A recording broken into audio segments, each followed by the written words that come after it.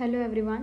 So in this video we will study the first chapter of MCOM second year and the subject is organizational theory and behavior. Okay, ये पहला chapter है MCOM second year का. सो आज के इस video में हम discuss करेंगे ऑर्गेनाइजेशन क्या है. ओके, एंड सेकेंड वीडियो में जो सेकेंड पार्ट आएगा उसमें हम डिस्कस करेंगे functions of management. So start करते हैं ऑर्गेनाइजेशन से. An organization is a sum total of individuals working together for a common goal and objective.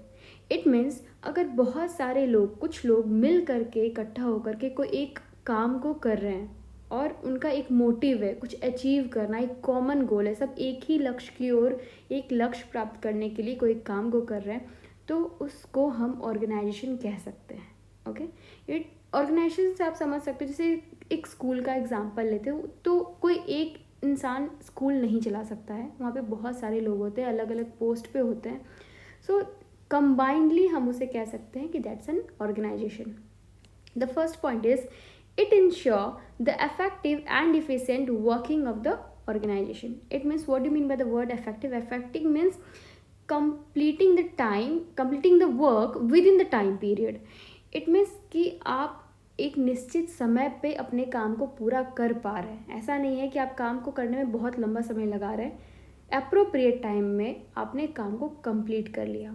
And the second word is efficient. Efficient means काम तो आपने complete कर लिया, but क्या accuracy है उस काम की, आपने जो काम किया है वो सही है, टू दी पॉइंट है. अगर है then that is efficient. Okay, तो किसी भी ऑर्गेनाइजेशन में अगर कोई काम होता है तो मोटिव यही होती है कि वो इफेक्टिव हो. इट मीन्स कि with in the time period वो कंप्लीट हो.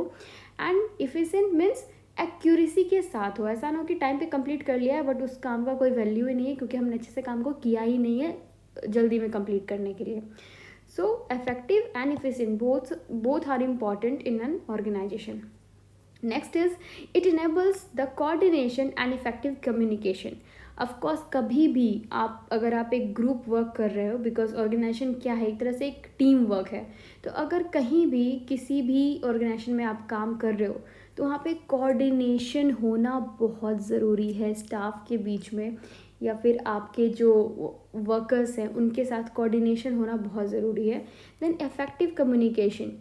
इफेक्टिव कम्युनिकेशन इसलिए रखा गया क्योंकि बहुत ज़रूरी होता है कि आपके बीच, आपके जो वर्कर्स है या फिर आपके जो एम्प्लॉयज़ है उसके बीच आपका एक पॉजिटिव कम्युनिकेशन हो. आप अच्छे से बात कर रहे हो, आप अपनी बातों को उनको समझा पा रहे हो, उनकी पॉइंट्स को भी इम्पोर्टेंस दे रहे हो. क्योंकि अगर आपने उनकी पॉइंट्स को इम्पोर्टेंस नहीं दी तो मे बी वो अपना 100% ना दे पाएँ आपके ऑर्गेनाइजेशन को. इसलिए बहुत ज़रूरी होता है एक कम्युनिकेशन रोल का किसी भी ऑर्गेनाइजेशन को चलाने के लिए. Next is modern organisation have become the innovative structure between old and new technologies. It means अभी का जो जनरेशन है, अभी करंट सिनेरियो की अगर मैं बात करूँ तो हम क्या है, पहले मैनुअल वर्क ज़्यादा होता था. अब हर चीज़ में हमने टेक्नोलॉजी को, मशीन्स को इम्प्लीमेंट कर दिया है. फॉर एग्जांपल पहले अगर हमें किसी की अकाउंट रखनी होती थी, किसी का पूरा लेखा जोखा कि हाँ ये कितने दिन आया, कितने दिन काम किया इस वर्क करने की, इसकी क्या एक्यूरेसी थी, कैसा काम किया, परफॉर्मेंस कैसी थी, तो हम क्या करते हैं कि एक पहले रजिस्टर बनाई जाती थी.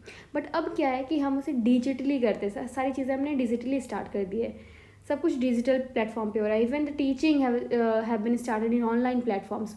सो हम क्या करें, अब टेक्नोलॉजीज़ का भी ज़्यादा यूज़ कर रहे हैं अपनी ऑर्गेनाइजेशन में. ओके, सो आज के इस वीडियो में मैं वीडियो को थोड़ा शॉर्ट ही रखना चाहती हूँ. तो आज मैंने सिर्फ ऑर्गेनाइजेशन को डिस्कस किया. नेक्स्ट वीडियो में मैं डिस्कस करूँगी functions of management. Okay, so thank you.